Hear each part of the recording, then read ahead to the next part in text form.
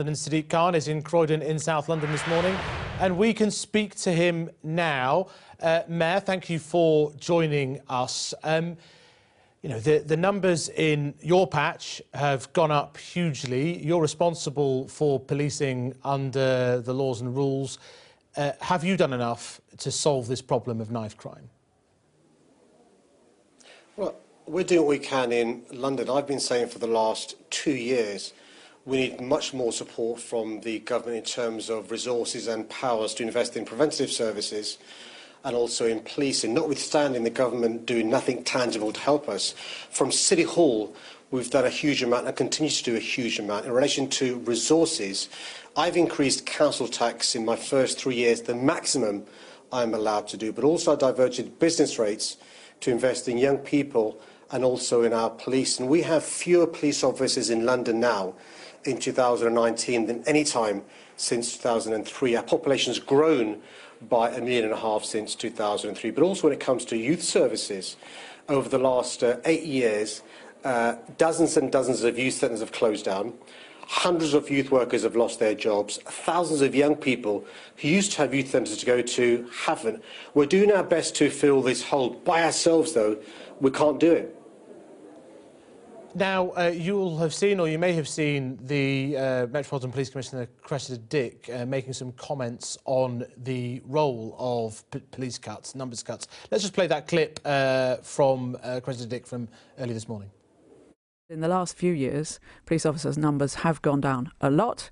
There's been a lot of cuts in other public services. There's been more demand for policing, and therefore there must be some link. And I have consistently said that the Prime Minister is wrong. There is a link. I agree that there is some link between violent crime on the streets, obviously, and police numbers. Of course there is, and I think everybody would see that.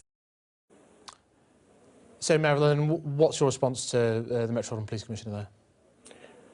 Well, I agree with the Met Police Commissioner, absolutely. And by the way, if you speak to chief constables around the country, if you speak to police and crime commissioners around the country, if you speak to sensible Conservative politicians privately, they all agree. By the way, Home Office officials also agree. Of course there's a link between the number of police officers and crime going up. The Home Office themselves accept this. Of course there's a link between youth centres having massive cuts, mental health services having massive cuts, schools having massive cuts, children's services having massive cuts, and young people having less constructive things to do. I'm not excusing criminality, but there are complex reasons why violent crime's gone up. There are deep-seated social problems, lack of opportunities, poverty, social alienation, mental health issues, exacerbated by the massive cuts from the government. In London alone, our police service has already lost £850 million over the last 8 years. On top of that, the government's making a further cuts of £200 million over the next 2 years. So I think there's a link. I've been saying for the last 2 years there's a link, and the government needs to wake up, reverse these cuts in our police, but also our preventative services too. But I mean, you're giving yourself a free pass there, aren't you? You set the priorities as part of the devolution settlement for policing in your patch. If you think that this was more of a priority, surely you could have diverted some of the funding into knife crime. Oh, we are. Look, it's just worth reminding us, look, in 2010, central government, the Chancellor at the time, made massive cuts to police and £1 billion from the Met Police. In the first 6 years of 2010-2016, the previous mayor refused to raise council tax, refused to divert resources away to police and youth services. I became mayor in May 2016. I raised the maximum council tax I was allowed to do by law in 2017, 2018 and now 2019. On top of that, I've been invested in police by increasing business rates. So we've now started recruiting more police, but it won't fill the hole left behind. We've lost thousands of police officers, thousands of community support officers, thousands of police staff, dozens of youth centres, hundreds of youth workers have lost their jobs. Now, for the Prime Minister and the Home Sec to now cry crocodile tears is no consolation.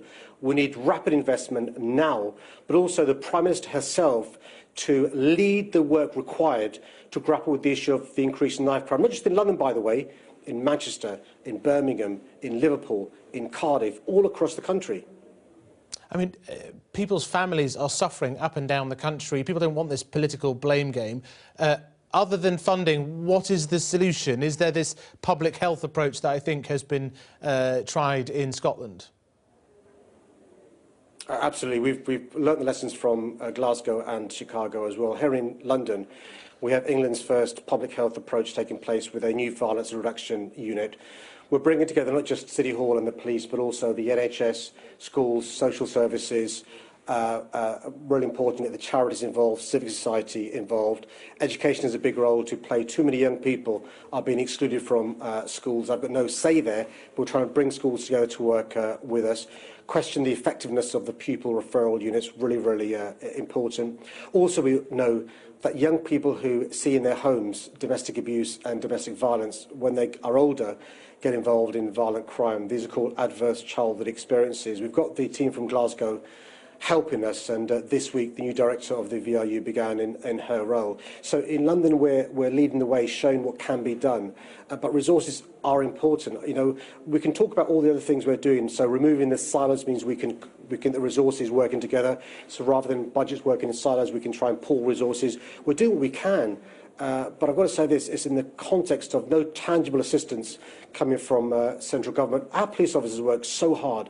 They're overstretched, they're under-resourced. Well, you speak to a teacher, you speak to a youth worker, you speak to those in A&E. They work so hard. We now have youth workers in trauma centres and A&Es trying to work with young people who go to A&E, have been victims of crime, to try and turn them around if they're involved in criminal gangs, the so-called teachable moment.